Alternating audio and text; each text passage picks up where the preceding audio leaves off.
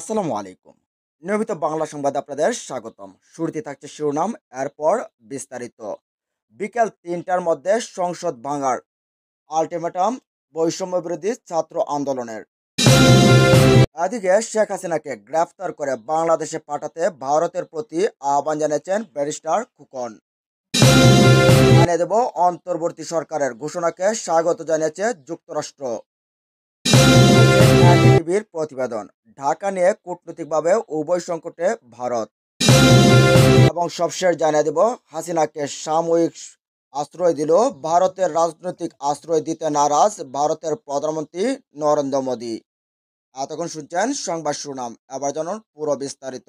বিকেল ৩টার মধ্যে সংসদ ভাঙা না হলে কঠোর কর্মসূচি ঘোষণা করা হবে বলে হুঁশিয়ারি দিয়েছেন বৈষম্য বিরোধী ছাত্র আন্দোলন।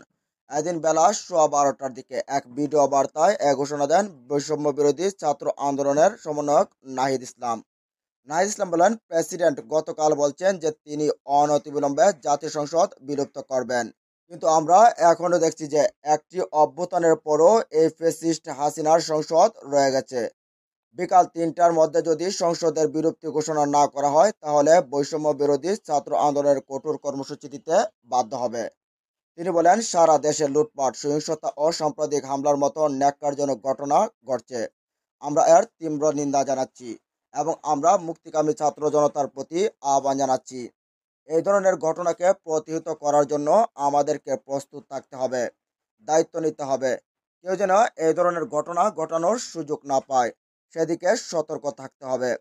বিভিন্ন ষড়যন্ত্র ও পরিকল্পনা করা হচ্ছে উল্লেখ করে তিনি আরো বলেন, শহীদের রক্তের বিনিময়ে ছাত্র নাগরিকের অভ্যুত্থানের মাধ্যমে আমরা ফ্যাসিস্ট হাসিনার পতন ঘটিয়েছি এবং একটি নতুন বাংলাদেশের স্বপ্ন দেখছেন, কিন্তু তাদের এই অর্জন নস্যাৎ করতে বিভিন্ন শক্তি ইতিমধ্যে তৎপর হয়েছে এবং বিভিন্ন ষড়যন্ত্র পরিকল্পনাও করা হচ্ছে।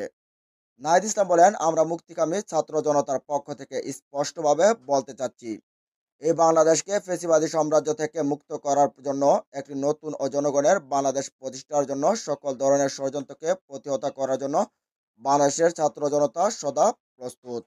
এদিকে শেখ হাসিনাকে গ্রেফতার করে বাংলাদেশে পাঠাতে ভারতের প্রতি আহ্বান ব্যারিস্টার খোকনের। ভারতে থাকা শেখ হাসিনাকে গ্রেফতার করে বাংলাদেশে পাঠাতে ভারতের প্রতি আহ্বান জানিয়েছেন সুপ্রিম কোর্ট বারের সভাপতি ব্যারিস্টার মাহবুবউদ্দিন খোকন। মঙ্গলবার সুপ্রিম কোর্ট বার অ্যাসোসিয়েশনের এক সংবাদ সম্মেলনে তিনি এসব কথা বলেন। কোটা সংস্কার আন্দোলনে ছাত্র শহীদদের জাতীয় বীরের মর্যাদার দাবি জানিয়ে বার সভাপতি বলেন, রাষ্ট্রকে নতুন করে সাজাতে হবে। সব লুটপাট করে দেশটাকে শেষ করে দিয়েছে আওয়ামী নেতারা। তারা যেন ব্যাংক থেকে কোনো টাকা উত্তোলন করতে না পারে সেজন্য বাংলাদেশি ব্যাংকে প্রয়োজনীয় ব্যবস্থা নেওয়ারও দাবি করেন তিনি। ব্যারিস্টার খোকন বলেন, সব রাজনৈতিক মামলায় গ্রেফতার নেতাকর্মীদের নির্বাহী আদেশে অনতিবিলম্বে মুক্ত দিতে হবে।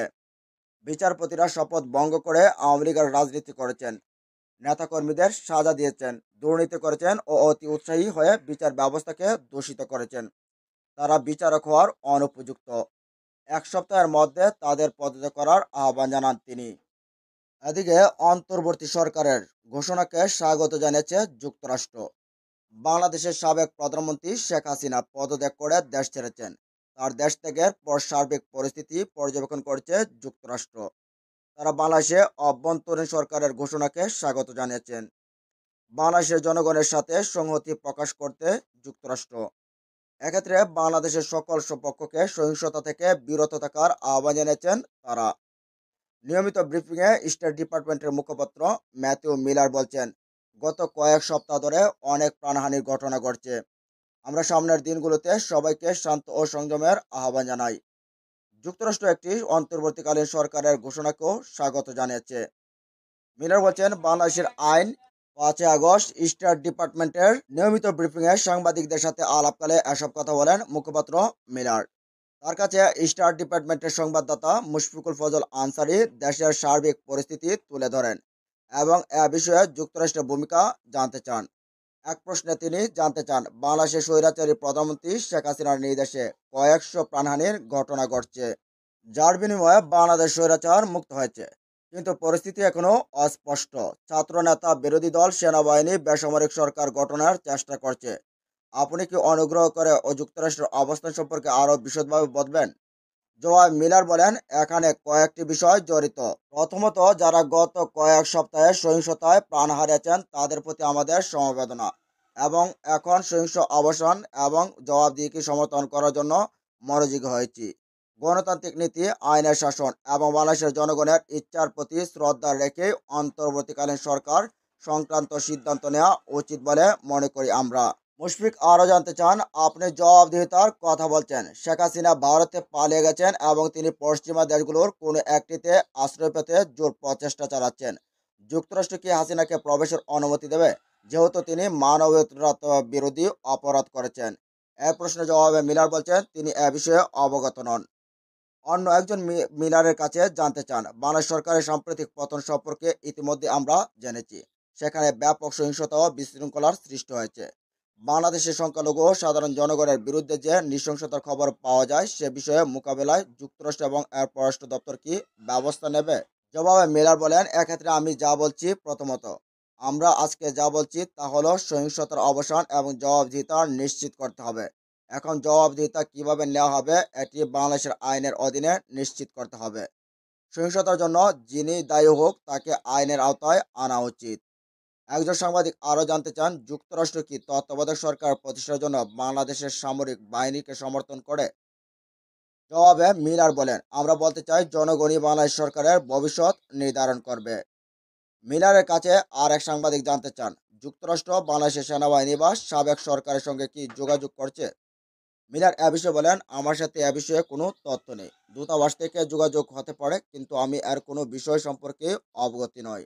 ওই সাংবাদিক আরও জানতে চান, বাংলাদেশের সাথে মার্কিন সরকার বেশ কিছু ইস্যুতে কাজ করেছিলেন যা বাংলাদেশের জন্য খুব গুরুত্বপূর্ণ ছিল।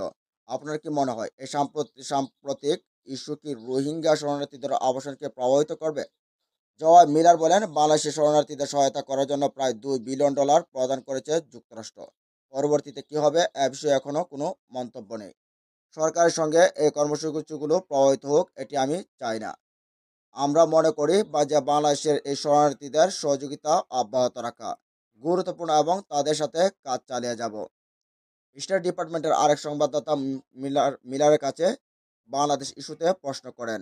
তিনি জানতে চান, আমি অনুমান করেছি বাংলাদেশে একটি নতুন অভ্যুত্থান হয়েছে, যদিও ক্ষমতা হস্তান্তর নিয়ে এখনও অনেক প্রশ্ন রয়ে গেছে। আমি জানতে চাই বাংলাদেশের সঙ্গে যুক্তরাষ্ট্রের সব ধরনের সহায়তা কি অব্যাহত থাকবে, বিশেষ করে সামরিক সহায়তা? জবাবে মিলার বলেন, আমরা জানি যে সেখানকার সরকার পদত্যাগ করেছেন, তবে কিভাবে পদত্যাগ হয়েছে তার বিস্তারিত তথ্য নেই আমার কাছে। এটি স্পষ্টতই আর্থিক প্রশ্নে। 2023 সালে অর্থ বছরে যুক্তরাষ্ট্র 112 মিলিয়নের বেশি সহায়তা দিয়েছিল। এদিকে বাংলাদেশ থেকে পালিয়ে ভারতে আশ্রয় নিয়েছেন পরাজিত শেখ হাসিনা।